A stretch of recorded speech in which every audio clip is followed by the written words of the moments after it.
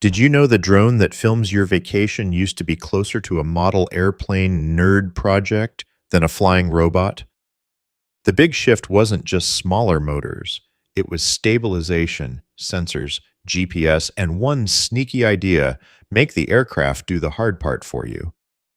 In 1939, Reginald Denny rolled out radio controlled aircraft and showed the U.S. Army you could steer a plane from the ground. A few years earlier, he'd been selling hobby kits like the Dynamite.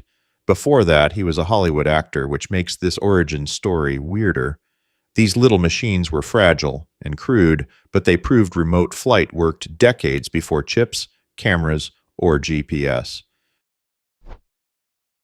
Then the idea turned lethal. In 1944, the Navy's TDR-1 went into combat, proving a pilot didn't have to sit inside the aircraft anymore. This thing could haul a 1,000-pound bomb or a torpedo. Another plane steered it by radio, and a tiny TV camera fed back guidance in real time. For the 1940s, that was wild, and it showed drones could be practical weapons, not just test machines. Then the mission changed.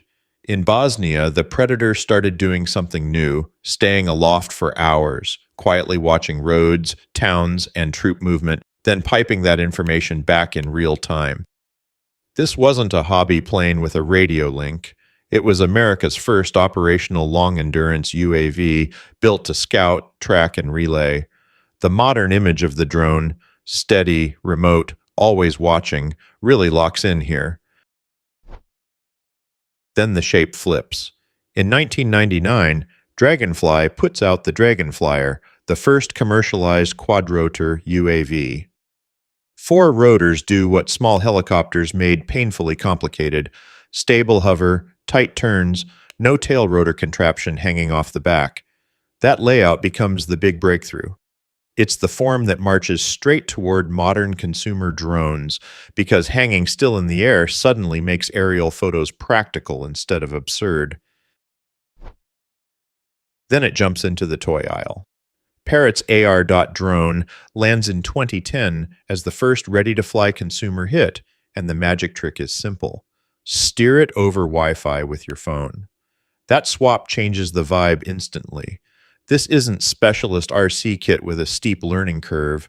It feels like a gadget. Suddenly, regular people see a drone as playful, camera-friendly, and maybe actually buyable. Then came the quiet breakthrough. In 2012, DJI's NASA M GPS gave hobby multi-rotors a real sense of place. Instead of the pilot constantly nudging sticks to fight every drift, the drone could stop, think, and hold its spot. The specs promised accurate position hold, and later manuals put GPS hover around plus or minus 0.8 meters up and down, 2.5 across. Not flashy at all, just the moment camera drones became manageable for normal humans. Then DJI packaged the whole thing like an actual product. On January 7, 2013, the Phantom arrived. A white quadcopter with fixed landing legs, GPS autopilot, and a camera hanging underneath. You didn't build it on a workbench. You opened the box and flew. That combo is what hit: camera, rock-steady hovering, and controls regular people could handle. Soon, that buzzing silhouette was everywhere. Parks, beaches, vacation videos, public memory. Then the vibe flipped. In 2015, racers strapped on FPV goggles and hurled tiny quadcopters through gates at full tilt, like they were sitting in the nose. The U.S. National Drone Racing Championships sold it as the first official national and international drone race. With standardized video transmitters and formal timing, this was no backyard free-for-all anymore. Drones had split. Not just flying cameras now, but small, savage machines built to corner hard and scream. Then DJI made the camera drone shrink. The Mavic Pro lands in 2016 with folding arms, a 4K camera, and a body small enough to toss in a day bag. Wired zeroed in on the trick. It didn't just get smaller, it got easier to live with. Steady hovering, obstacle sensing, quick setup. This is the moment drones stop feeling like gear cases and start feeling like something you bring along just in case. Then 2018 shoves in a bigger idea. The drone starts piloting itself. Skydio's R1 shows up as a self-flying camera, locking onto you and slipping through trees, poles, and tight gaps without constant stickwork.